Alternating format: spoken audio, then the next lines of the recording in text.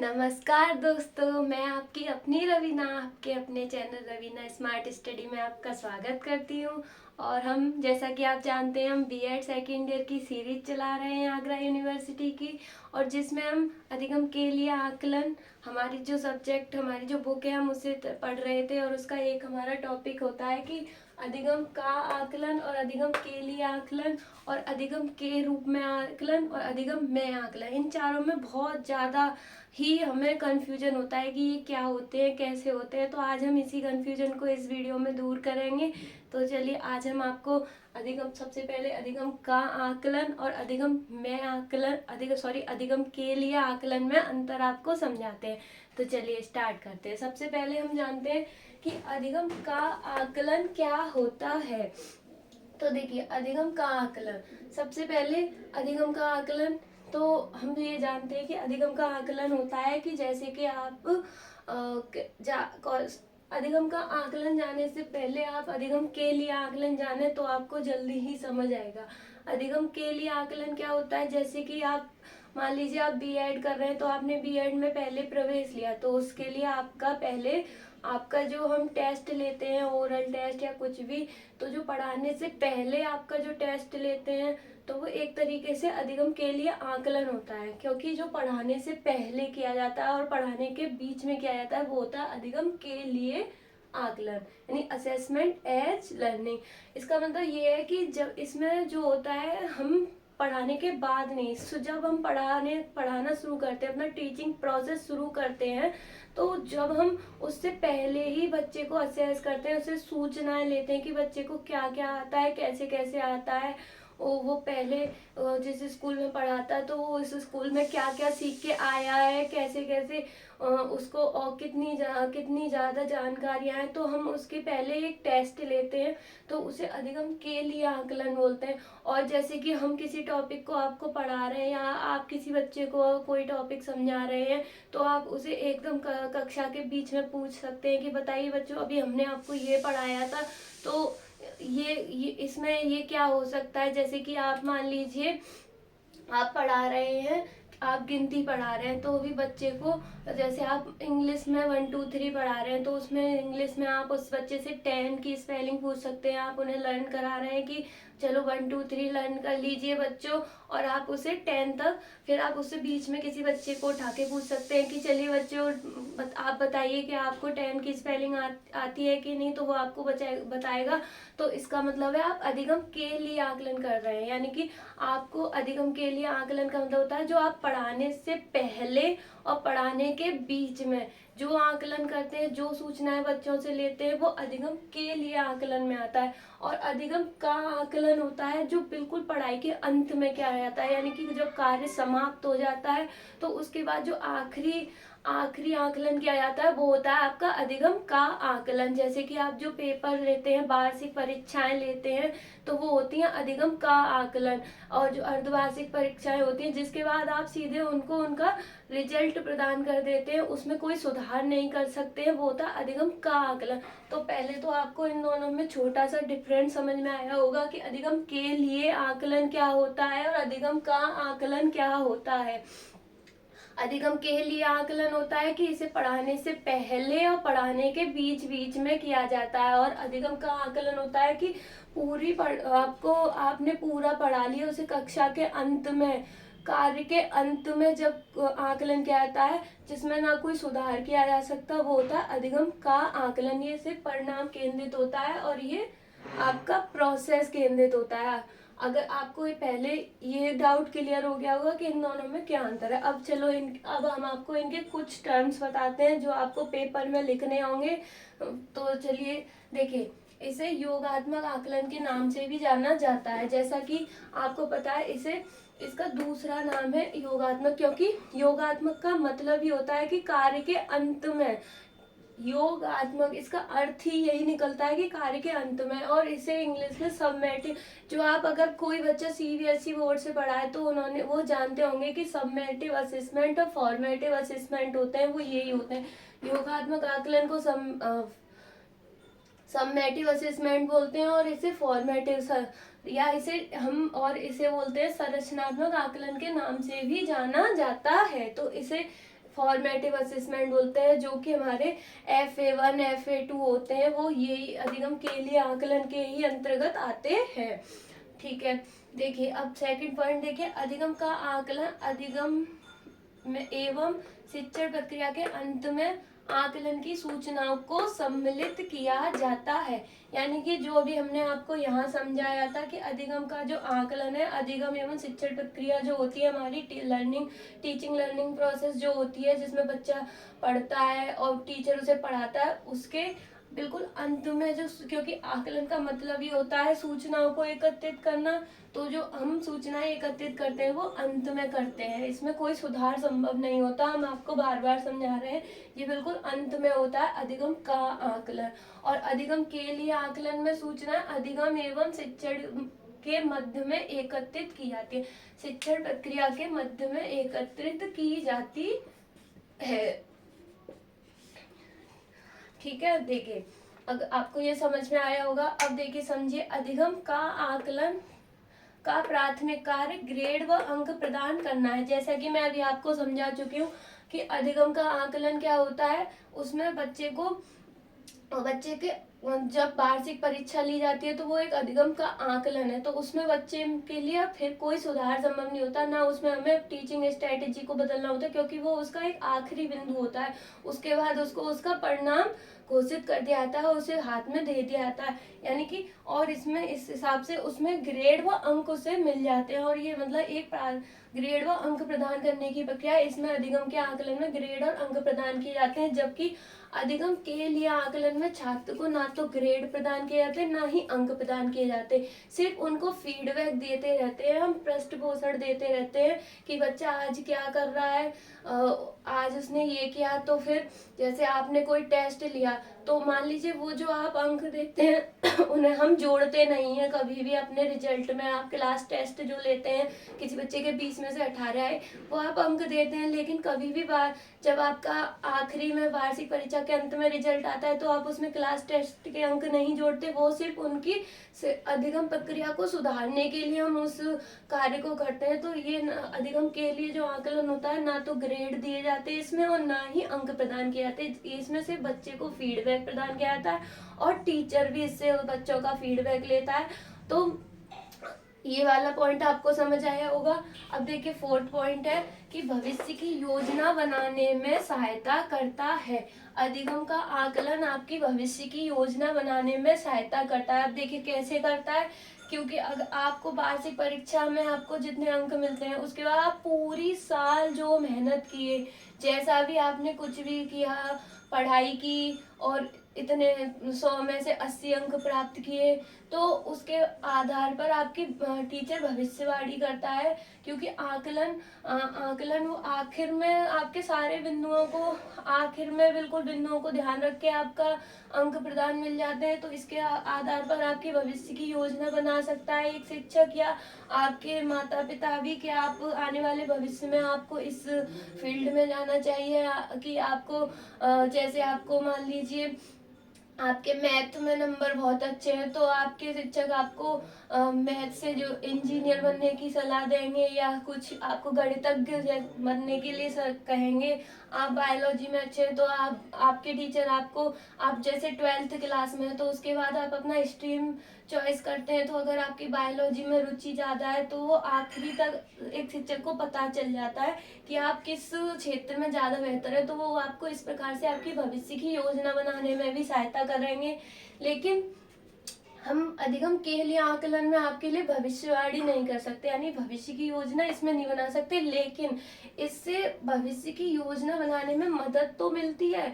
लेकिन पहला बिंदु भविष्य की योजना बनाने के लिए यही महत्व, यहाँ पर हम उसके बच्चे के पूर्व ज्ञान को बढ़ाने में सहायता करते हैं। जैसे जो बच्चे ने अपने पुराने स्कूल से जो ज्ञान प्राप्त किया था उसको हम और बढ़ाने में, उसकी क्षमता क्या है, जैसे वो कितना पढ़ने में होशियार है, और उसे हम और बढ़ाने का प्रयास करते हैं, क्योंकि हम उसमें बार बार आकलन लेते रहते हैं। अभी बच्चे को नहीं आ रहा तो हमने फिर से कल टेस्ट ले लिया, जिससे फिर अगर कल भी नहीं आया तो हमने परसों भी टेस्ट ले लिया, ऐसे हम उसके टेस्ट लेते रहते हैं। तो जिससे हम उसके पूर्व ज्ञान को बढ़ाते रहते हैं। तो जब तक हम पूर्व ज्ञान को उसको नहीं बढ़ाएंगे तब तक उसकी भविष्य की योजना कैसे बनाएंगे। तो ये दोनों एक ही समान चलते हैं, पर इनमें अंतर है जो आप यहाँ पर अभी समझ रहे हैं। तो मुझे उम्मीद है आपको समझ में आ रहा होगा कि यहाँ पर हम ग्रेड व अंक प्रदान करते हैं अधिगम का आकलन में, यहाँ ग्रेड व अंक नहीं दे सकते हम। यहाँ पर भविष्य की योजना बना सकते हैं, लेकिन यहाँ पर उसके पूर्व ज्ञान और उसकी कैपेसिटी को, उसकी क्षमता को बढ़ा सकते हैं और उसे फीडबैक प्रदान कर सकते हैं। और देखिए, यहाँ पर हम शिक्षण प्रक्रिया में सुधार नहीं कर सकते।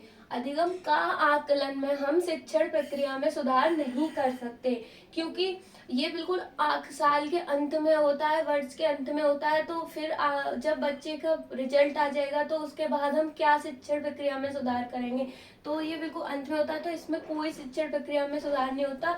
सिर्फ इसमें बच्चे को रिजल्ट हाथ में थमा दिया जाता है, फिर उसके बाद उस बच्चे पे कुछ नहीं। अगर आपके नंबर आ गए 40 तो आपके 40 ही नंबर हैं, अब उसे हम शिक्षण प्रक्रिया उसे ना तो बदल सकते, ये एक फिक्स्ड होती है, ये लचीली नहीं होती। यहाँ पर आप एक पॉइंट लिख सकते हैं और कि ये प्रक्रिया लचीली नहीं होती, एक निश्चित प्रक्रिया होती है।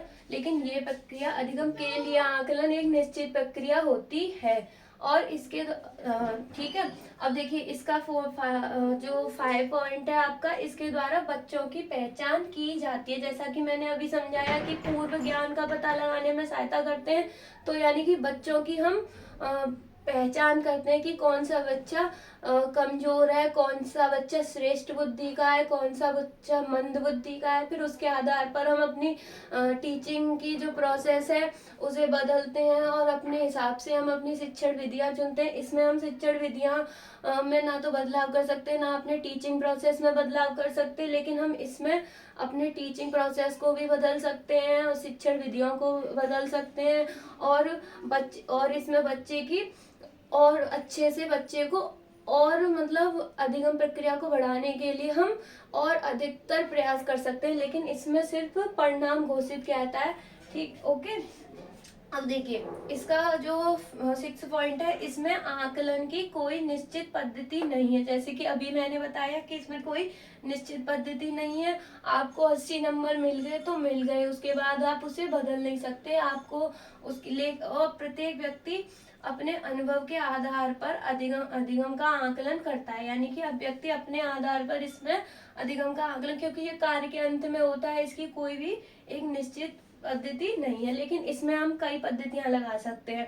जैसे आज हमने आपको किसी विधि के माध्यम से पढ़ाया, जैसे हम आपको आगमन विधि, यानी कि आगमन विधि हमने आपको पहली वीडियो में समझाई थी। इसे उदाहरण देकर पहले उदाहरण से समझा देते हैं, उसके बाद उसके फॉर्मूले को समझाते हैं।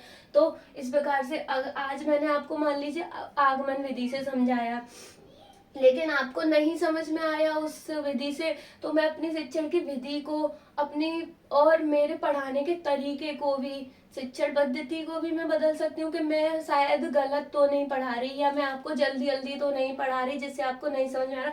तो इसमें बच्चे मुझे अपना फीडबैक दे देंगे कि मैम हमें आपका समझ में नहीं आ रहा, आप ऐसे पढ़ाया कीजिए, तो हम उसमें अपनी बदल देंगे अपनी शिक्षण पद्धति को।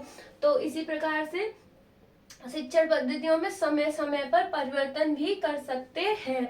तो आपको ये 6 पॉइंट समझ में आएंगे। हम इनका एक बार ओवरव्यू और दे देते हैं कि ये एक योगात्मक आकलन है और ये संरचनात्मक आकलन है।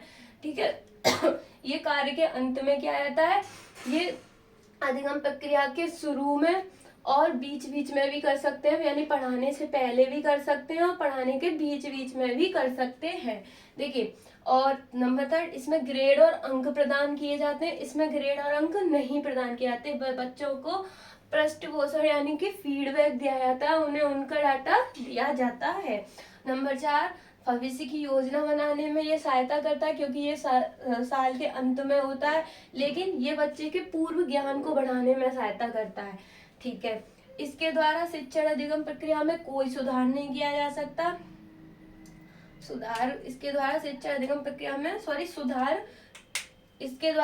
अधिगम प्रक्रिया में सुधार किया जा सकता है, लेकिन ज्यादा हद तक नहीं। इसको मतलब हम कह सकते हैं, यहाँ पर नहीं लिख लीजिए, ज्यादा सुधार नहीं, ये क्योंकि आखिरी का प्रोसेस है, सिर्फ इसमें हम उनको रिजल्ट देते हैं। लेकिन इसमें हम बच्चों की पहचान भी कर सकते हैं और शिक्षण प्रक्रिया को सुधार भी सकते हैं, क्योंकि अगर हमारे बच्चे को समझ में नहीं आएगा तो वो हमें कल आके बता सकता है, लेकिन इसमें तो हमें नहीं आके बता सकता। उसको हमने रिजल्ट दे दिया, अब क्या वो बताएगा? अब तो वो अगली क्लास में पढ़ने चला जाएगा।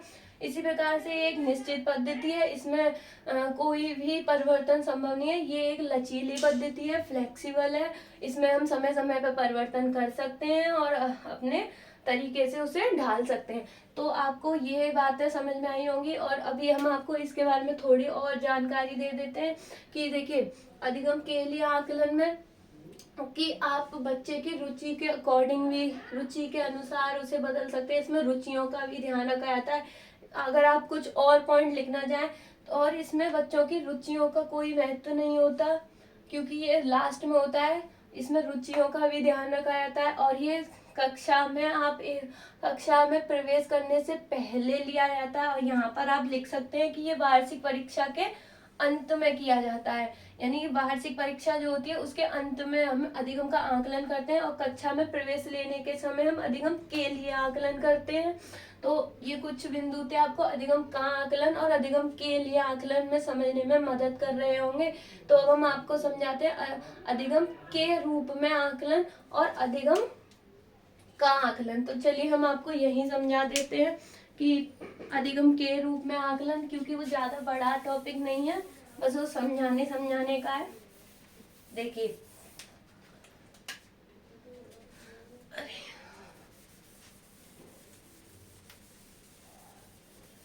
अधिगम के रूप में आकलन, देखिए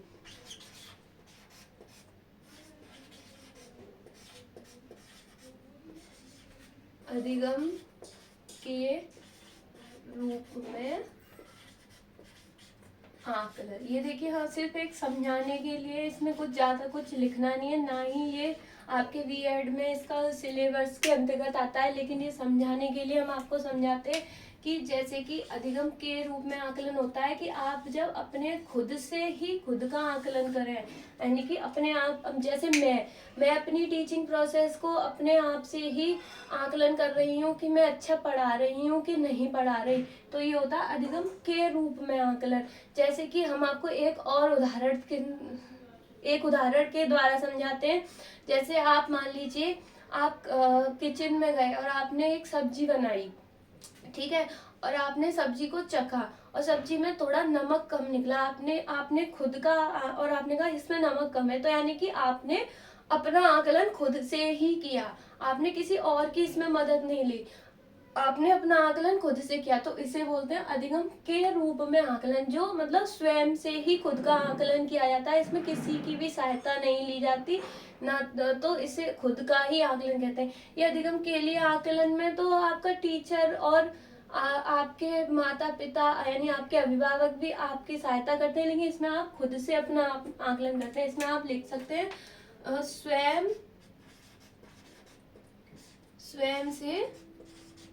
स्वयं का आकलन।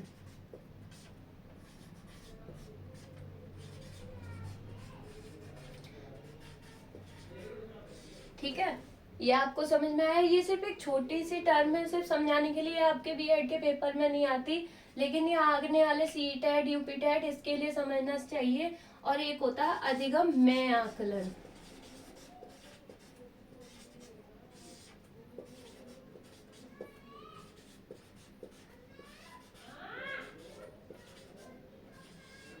देखिए, अधिगम में आकलन क्या होता है?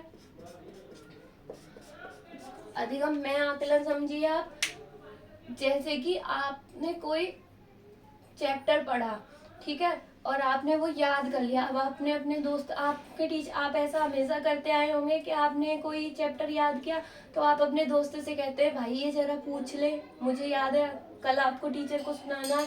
तो जो आपने अपने टीचर को, आपने अपने सहपाठी को सुना दिया, आपने जो भी याद किया था, आपने जो भी क्वेश्चंस याद किए, तो जो अपने द्वारा और अपने सहपाठियों के द्वारा जो आपका आकलन किया जाता है वो होता है अधिगम में आकलन, यानी असेसमेंट इन लर्निंग। ओके, तो आपको समझ में आए होंगे कि अधिगम का आकलन और अधिगम के लिए आकलन और अधिगम के रूप में आकलन और अधिगम में आकलन, ये चारों आपको समझ में आए होंगे। और हम आपको एक छोटी सी भाषा में और समझा देते हैं। अधिगम का आकलन होता है जो कार्य के अंत में किया जाता है, जैसे कि वार्षिक परीक्षा। और अधिगम के लिए आकलन जो होता है जो कार्य से पहले और कार्य के बीच बीच में, यानी पढ़, जैसे आप एक तरीके से उदाहरण से समझ सकते हैं, पढ़ाने से पहले और पढ़ाने के बीच बीच में। तो आप जैसे समझ सकते हैं, जब हम प्रवेश परीक्षा लेते हैं तो वो होता है पढ़ाने से पहले, तो वो होता है अधिगम के लिए आकलन। और जो हम क्लास टेस्ट लेते हैं वो पढ़ाने के बीच बीच में होता है, तो वो होता है अधिगम के लिए आकलन।